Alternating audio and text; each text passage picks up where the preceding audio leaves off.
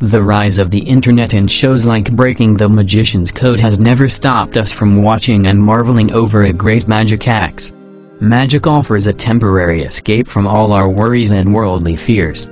Magic never sought to divide but has entertained people from all ages, race, status, and gender. Even the skeptics, the cynics, the logical and the physicist were led with curiosity and have been entertained by uncovering the secrets of each magic trick. Have you watched The Prestige? It is one of the greatest films that have exposed the inner workings, but still we let ourselves be misdirected and distracted. Here are some of the greatest magic acts and the revelation of the trickery behind. In no particular order, let's start with number 1. Vanishing Acts were widely attributed to Harry Houdini. During the time, without the resolution and clarity of cameras we have today, he was able to get away with making things disappear. One unbelievable act at the time was making an elephant disappear by having it enter a raised box to show that there aren't any trapdoors. Open the box in front of the audience and, voila! Elephant gone. The audience was so in awe because if you think about it, sleight of hand wasn't enough. How was Houdini able to do this? Remember the phrase smoke and mirrors. While smoke may or may not have been used, mirrors definitely were. A strategically placed mirror would be inside the box to reflect a part of the box that does not show the elephant. What would happen is that the box plus the reflection would appear as one and conceal the elephant from sight. A bullet catch seemed to be one of the trickiest things to do on stage. There was even a duo, Penn and Teller, who did a double bullet catch. The trick will be that a gun will be fired, the bullet will shatter a glass as proof that it is real. Then it will be caught by hand or by the mouth of the person on the other side. This is not a sophisticated trick, nor does it rely on reflexes and good eyesight, but it does use sleight of hand and extra bullets. While donning a protective suit, the partner who will catch the bullet will either conceal the bullet in his mouth or his hand. The shooter will then load a blank bullet or a wax bullet that should shatter the glass upon impact. The glass shattering will distract the audience from ever seeing that no bullet actually made it to the mouth or hand of the catcher. Have you ever seen monk-like personas who claim to have opened untapped powers within themselves during their vow of seclusion and silence? This mysticism then takes front and center when you pass a monk clad in a thick or flowy robe and is levitating above a bed of flowers or a scare drug with the help of only a steel post. You may even come forward to inspect the post or wave your hands in the space between the monk and the floor. How do you think is this possible? Now there is a reason why there is a bed of flowers or a rug underneath the monk and why he would still need a steel post to rest his hand in instead of just floating free. He may tell you it's to anchor him to earth, but after seeing this picture, you will stop buying into that excuse. As you can see, he is actually sitting on a platform that is designed to be hidden from sight by his robes and the covering of flowers or a tiny carpet. Since a lot of magicians have perfected the levitation trick, it is normal for us to expect that they can walk on water, too. But the act was never done, that is, until Criss Angel. He walked in a pool water where other people were submerged and even some of the cameramen who would be catching his every step on video. He even lets one shoe fall off his feet and let it sink to the bottom of the pool to show that the pool is indeed filled with water and that there is no glass underneath. Wanna know what really happened? Well, there really was glass underneath. Just not a whole sheet.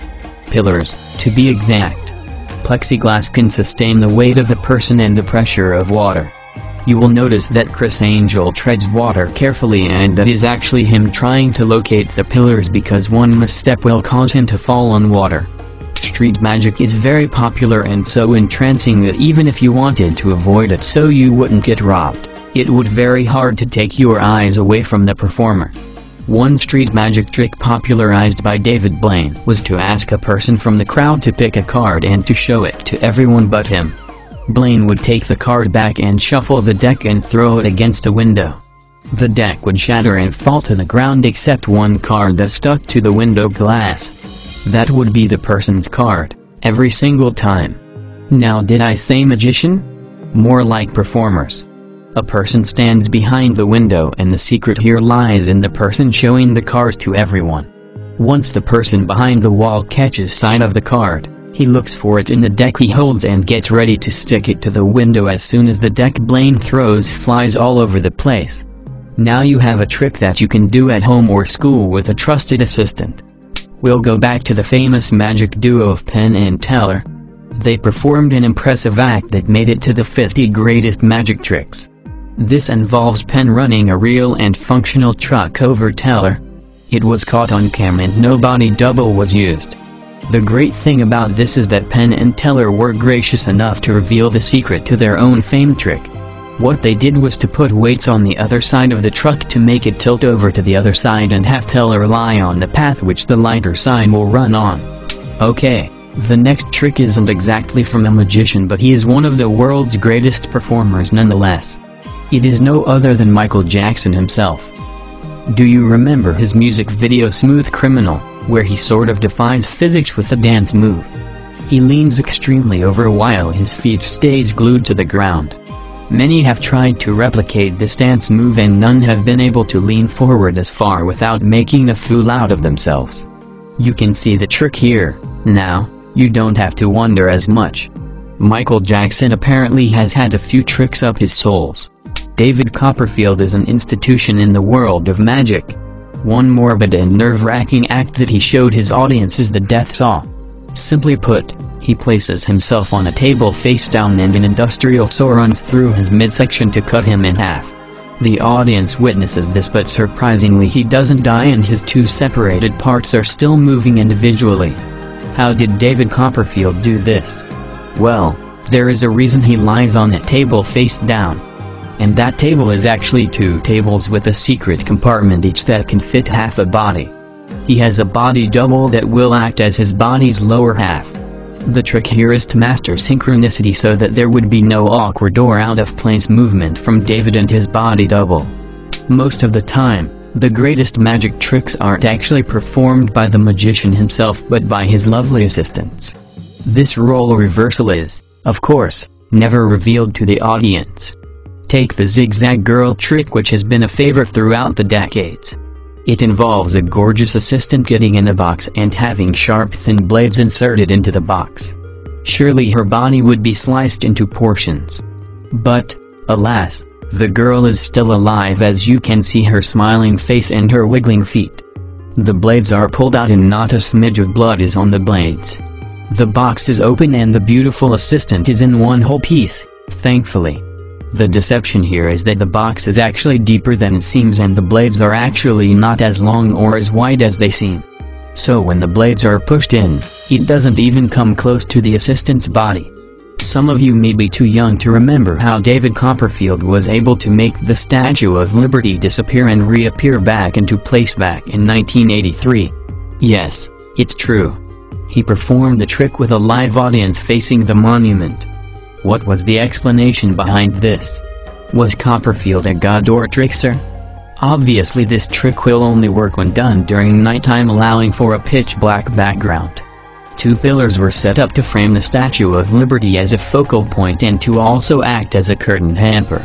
Everyone, including Copperfield and the pillars, were actually set up in a giant slowly rotating Lazy Susan. Once the curtains go down, they will be slowly rotating, and when the Statue of Liberty is at a point where it will not be visible to the audience even from afar or behind, the curtains will go back up.